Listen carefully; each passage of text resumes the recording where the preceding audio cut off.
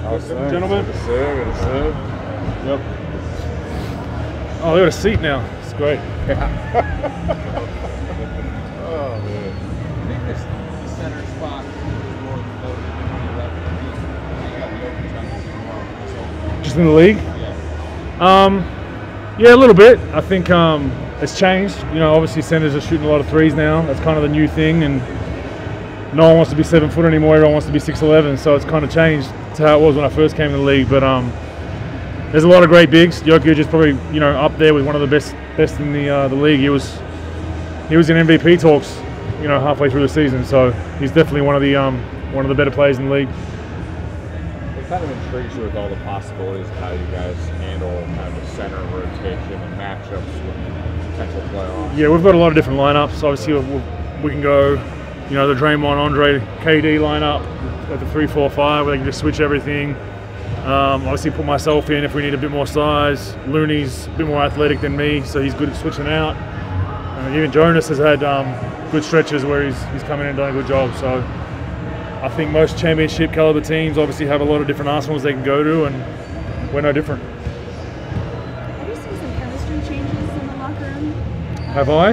Yeah, I haven't been here long enough to that's what I mean, like the difference of like. You mean from last time? Yeah, I suppose. I mean a little bit. It's just that when you go to the finals 5 straight years, it takes a toll. You get 1.5, 2 months essentially to yourself, and then you're back working out, getting ready for training camp. So it does grind on guys a little bit mentally and physically, and that's why it's so hard to continue to get to the finals every year. But I mean, from what I've got here this season, I mean, the first road trip was a little quiet in the locker room, but since then it's been pretty good. I think the guys are joking around, smiling more, loosening up, because I think the light is there at the end of the tunnel and the playoffs are around the corner. What are your only takeaways playing with Kevin? He's arguably the best player in the world. He's one of those guys that can go out there and get 40 or 50 on any given night, but I think he's trying to play within a system as well, knowing that he has Steph and Clay and other guys, DeMarcus, that he needs to get going.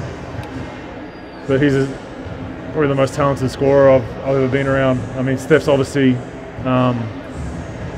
the way Steph does it is it's kind of freaky, but Kevin just makes it look so easy, and because of his size and length, there's not much you can do about it when he gets hot. Are there times, especially lately, it's like almost like you guys may need him to shoot more, or last night he takes 5 shots, you obviously play super well. How do you strike that balance? The balance is winning. I think Kevin knows that. I think Kevin's never been a guy since I've been around that's been, coming in after games saying he needs more shots. I think, this team. Why is there an echo? Is that just me? It's a speaker,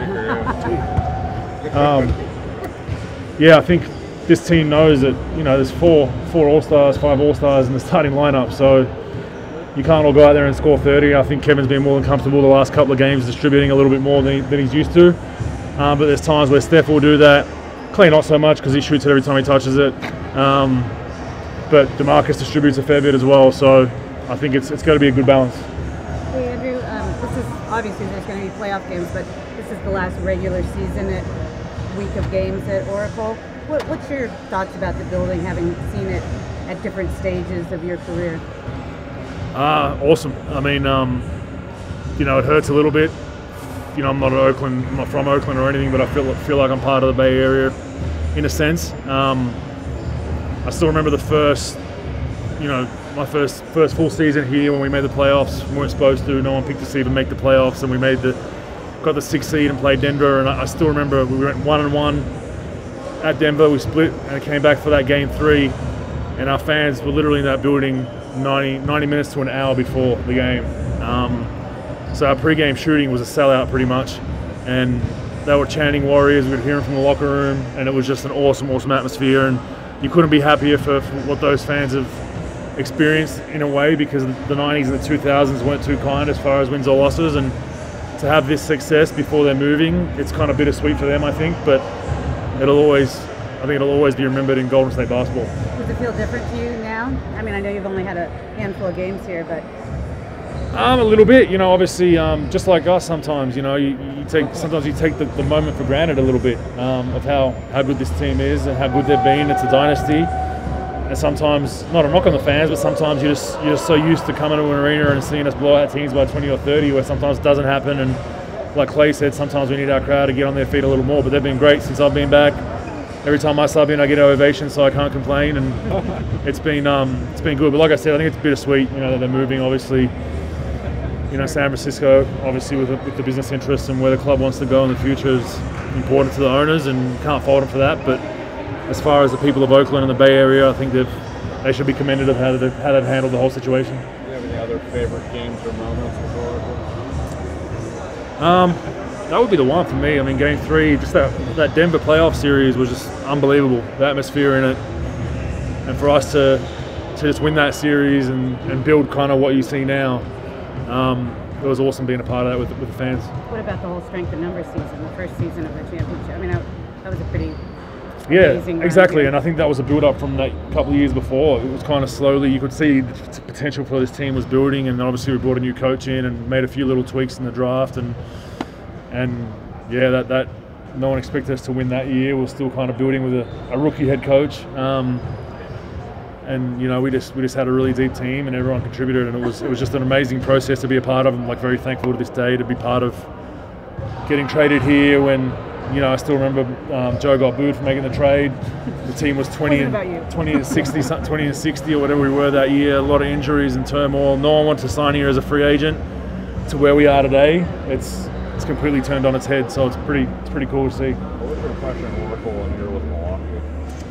My impression was that the team wasn't very good, but the fans always showed up, and that goes back to what I say about the fans deserving the success, is because that was one arena where they knew basketball and they'd sell out. There'd be 20 and 50 with 12 games left, and they'd still sell the 12 games out, which you just don't see in pro sports.